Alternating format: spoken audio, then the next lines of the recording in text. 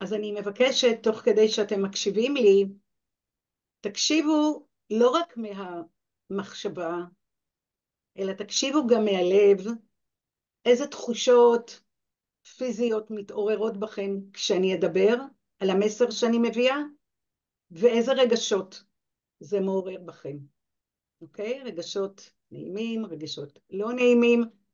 תנו תשומת לב כמו שנתנו לנשימה, ואנחנו כבר מבושלים עם הנשימה עם רן, אל הרגשות שהדברים שלי מדברים אליכם, אל הלב, כי אני מדברת מהלב. אז אני באה מתחום ההוראה, הטיפול והשיקום. שלושה תחומים שהחוט המקשר ביניהם הוא הממד הרגשי. המקום של רגשות בהכשרה המקצועית וביישום הלכה למעשה זה המוקד שאליו אני מתייחסת, כאשר המקום הרגשי הוא לא המקום שאנחנו רגילים ביום יום לדבר עליו, ויש גם לא אחת מגבלות פנימיות או חיצוניות, סטיגמה, ולכן האומנות, מכיוון שהיא ערוץ ביטוי טבעי וראשוני של אדם, יכולה להיות בעצם גשר להקשבה והבעה של רגשות. באומנות אני מתכוונת לכל סוגי האומנות. זה יכול להיות מוזיקה, וזה יכול להיות צילום ותיאטרון וכתיבה יצירתית, אומנות פלסטית, תנועה, ריקוד, כל דבר שבאמצעותו אנחנו מבטאים את עצמנו מעבר למימד המילולי. אז המסר שאני מביאה הערב הוא הצורך להתמקד ולקדם את המקום של רגשות בהכשרה מקצועית של אנשי מקצוע בתחום של חינוך, של טיפול ורפואה. כל אדם שעובד עם עוד אדם אחר, הידע שהוא רוכש צריך להיות קודם כל מבוסס על המקום הרגשי שלו כאדם, כדי לאפשר לו לראות את הרגשות שבאדם האחר. כלומר, אני בעצם באה אל התלמיד או אל המטופל או אל הסטודנטים שלי מהלב. כמובן שעם ידע, אבל ידע של דוקטור גוגל ועוד דוקטורים מהסוג הוא ממד אחד רק. ולכן מאוד חשוב שמתוך ההיכרות שלי את עצמי, של איש המקצוע, מתוך מודעות לעצמית, מודעות למשמעות של העשייה שלי, למען התפתחות האחר, כן? אם אני מלמדת איזשהו תחום, אני תמיד צריכה לשאול את עצמי, מה זה יעורר אצל התלמיד?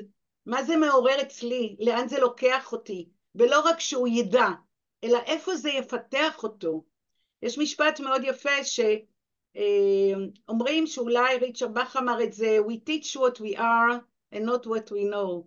זאת אומרת, אנחנו בעצם מלמדים או מטפלים או מקנים לאחרים את הדרך, לא דרך הידע שלנו בלבד, אלא דרך what we are.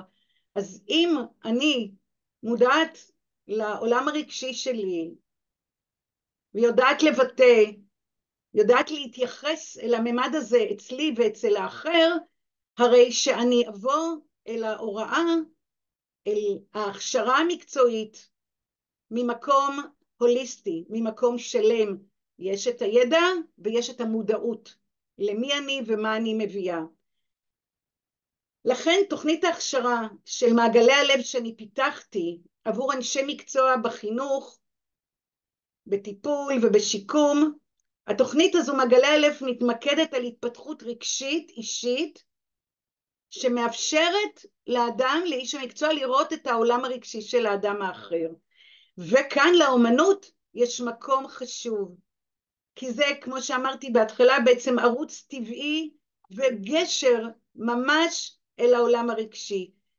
ולכל אדם יש את הדרך הייחודית שהוא מבטא את עצמו, אחד באמת דרך מילים, ואחד דרך כתיבה, ואחד דרך מוזיקה, ואחד דרך צילום, וככל שאני כאיש מקצוע עם יכולת לגעת בכל התחומים, אני מאפשרת לאדם שממולי לבטא את עצמו, את הייחודיות שלו.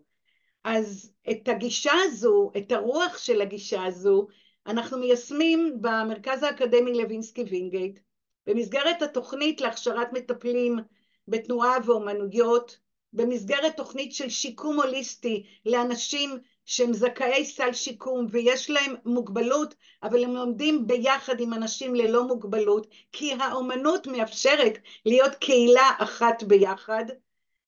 ורק השבוע כדוגמה היה לנו כנס גדול בנושא של יום האומנות כזיכוך הנפש באמצעות האומנות בעין הסערה, ועלו על הבמה הסטודנטים שלנו עם הסטודנטים מארגון אלווין, שבעצם הם מוגדרים כאנשים שהם זכאי סל שיקום.